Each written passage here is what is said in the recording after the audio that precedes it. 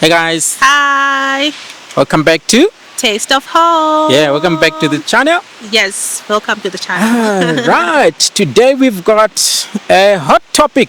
Yes, we're gonna be talking about our broiler chickens. Yes, all the experiences that we have experienced. Yes, I mean this end. Remember, guys, whatever we do in our homesteading journey is all about preparing us when we move back to our rural homestead in Zimbabwe. So we thought we should try this broiler chickens journey just to see how it goes before we can implement it in our rural homestead. Yeah, Very large scale. that is true. So we're actually sort of experiencing homesteading. No, it might not be rural, but I mean it's still homesteading. Yeah. Because even when we move back to the rural homestead, when you try to keep chickens or whatever we try to do there, would have done it already here. Yes. I mean, it will kind of like make it easy for us. And the only difference is that we'll probably be doing it at a large scale. Yeah, it is slightly larger scale. Yeah. Unless maybe you get a huge farm to or a plot, expand the yeah. operations. But not everyone is a farmer. Yes. And I mean, homesteading is just basically making sure that whatever you do, it's self-sustainable. Yeah, it's a self-sustainable, and it's something that you love. I mean, it's a call, so I think that's something that people should understand, and you should pick something that you know is it's gonna be a nice hobby for you. Ish and I love animals. He loves plants, so we're kind of like a good team. I think. Yeah, we might work it out. Basically, I mean, I bring the vegetables. Yeah, and I'm the chicken. Proteins. I love chickens. I love animals. Yeah, so I mean, we enjoy, all our experiences, and we just love sharing whatever we're experiencing with yourselves. Yes. Even though, professionally, we do something else totally different from what we do here on the homestead. Yes. But this is the journey we want to share. Yes. The part of our lives we like to share. Yes. And we mix a little bit of the modern day stuff on how to approach some of these homesteading ventures. Yes. So that's really true. I mean, modern is nice. Yeah. I mean, back in the days in the rural areas, we experienced Different. a lot of things. Yes. So when I was growing up personally, I grew up in a city setup. However, my father would take us to the rural areas during school holidays or school breaks, and there was a lot happening during that time. We experienced a lot of rural homesteading, rural lifestyle, where we'd head cattle, do all sorts of things, grow crops, and do all sorts of things. So in this journey, which we are currently showing you, there are certain snippets of things that I used to do growing up, and it's quite an adventure. Yes, I grew up in almost the same setup, except in my case, we did everything in our townships back home, and my parents would also teach me how to plant plants in the garden, or how to keep chickens. I'm sure you've watched one of my videos where I showed you my mom's house and how she keeps chickens. I think that's where I kind of picked it up. That's pretty cool. So rural meets township because backyard farming. Yeah.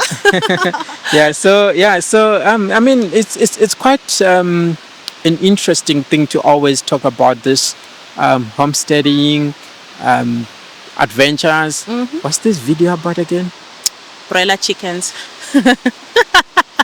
Oh. Yeah, but it's okay. Let's get So guys, this is an unscripted video, and we just decided to chat on a topic. Yes. Whilst we have the camera still on or rolling. Exactly. Yeah, so we were shooting another video, and now there's just another one. We sneaked in there. So it's about broiler chickens. Yes, so going back to broiler chicken, so we want to show you a snippet of our experience when we got the chickens. I think we had an idea of what to expect, and we're kind of prepared, but So these are the broiler chickens we're talking broiler about. chickens, yes. Yeah. Okay. Yes. Okay. Yes. Because you got all sorts of chickens Yes. in the backyard. Yes. Yeah. So the broiler chickens specifically. The ones for meat. Yeah. So the whole story is, we wanted to experience this, and we ordered a few chicks. We started with 100. Yes, 100. So we started with 100, and we raised the chickens to maturity. That's about 6 to 7 weeks. Yes. And then we slaughtered them. Yes, and I mean, one of the things with broiler chickens is that you need to put in extra work in terms of checking up on them, checking up on their feed, their water intake, because they do drink and eat a lot.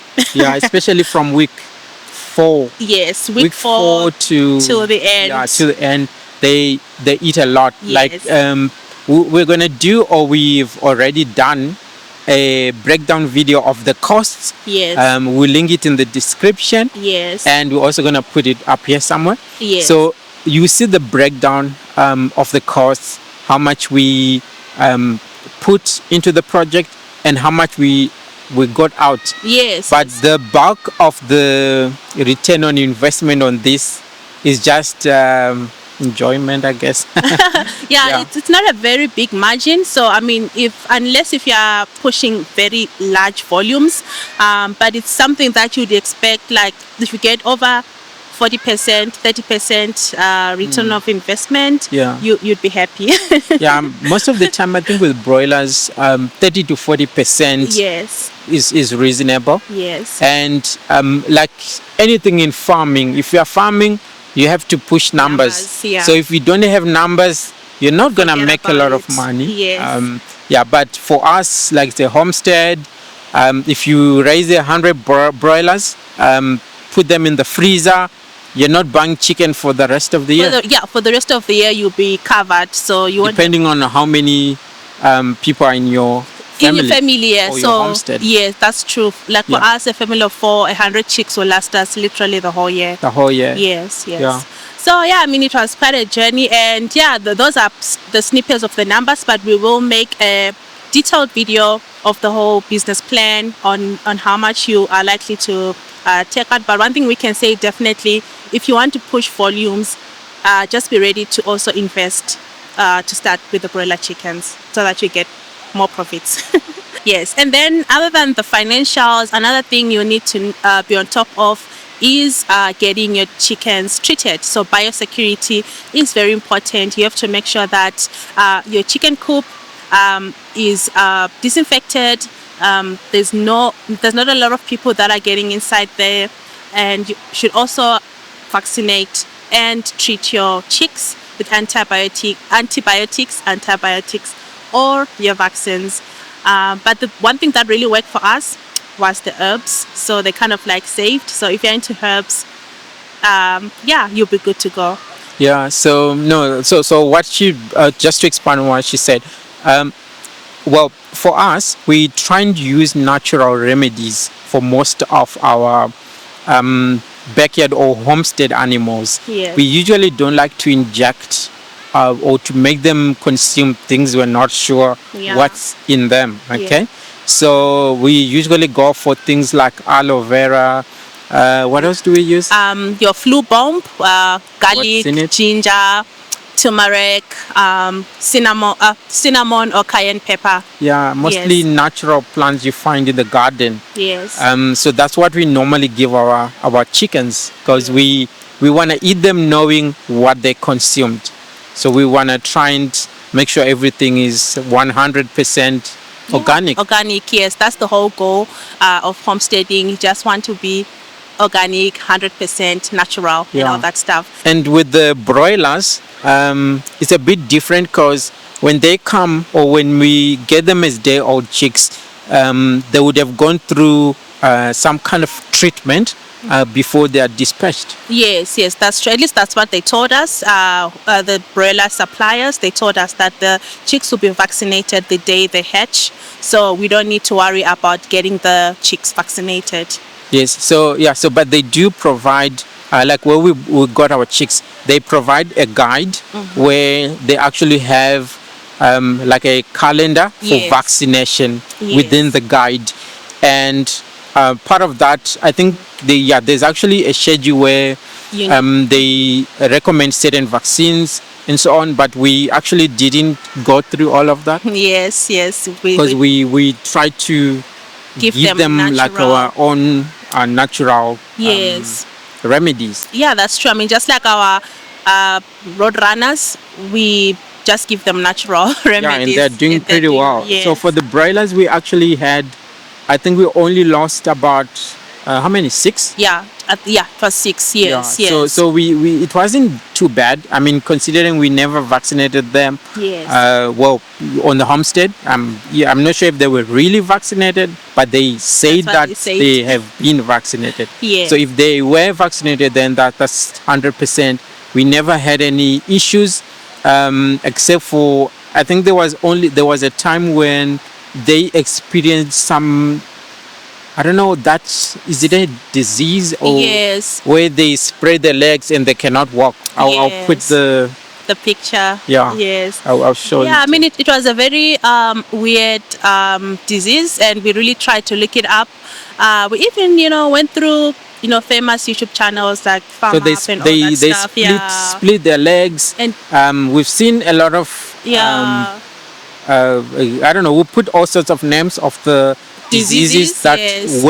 that are possibly yes. the cause of that. Yeah, I mean, the funny part, all the farmers that we know on YouTube, they didn't really express what kind of disease it was, but it was just a range of different diseases that might cause that. But the good part is that we managed to treat our chickens using the natural herbs and so forth. Yeah, and another thing is we need to ensure that the chicken coop is kept clean, because they're a bit sensitive to, the things that can possibly cause disease like litter or droppings everywhere. The waste for broilers is a bit watery. Yes. So the place needs to be kept 100% clean, and there shouldn't be water everywhere. Should try to keep it as dry as possible. For us, we were using straw. Yes, we were using straw, and it kind of helped us a lot because we didn't, clean like on a daily basis. It would take like a week until we can see that, now it's time to change. And I think the most important thing when you're setting up your brooder, you just have to make sure that your straw is about 4 inches. That's the recommended height. 100%. Yeah. Yes. So, any other points? Yeah, I think the last point is definitely you have to prepare for the big day where you process your chickens. You just have to make sure that you've got all the help you need. And yeah, I think that's the whole entire journey. 100%. Yeah. So if you can't, like if you're not able to get certain equipment to help you out, you might need extra hands. Yes. When you are doing the processing.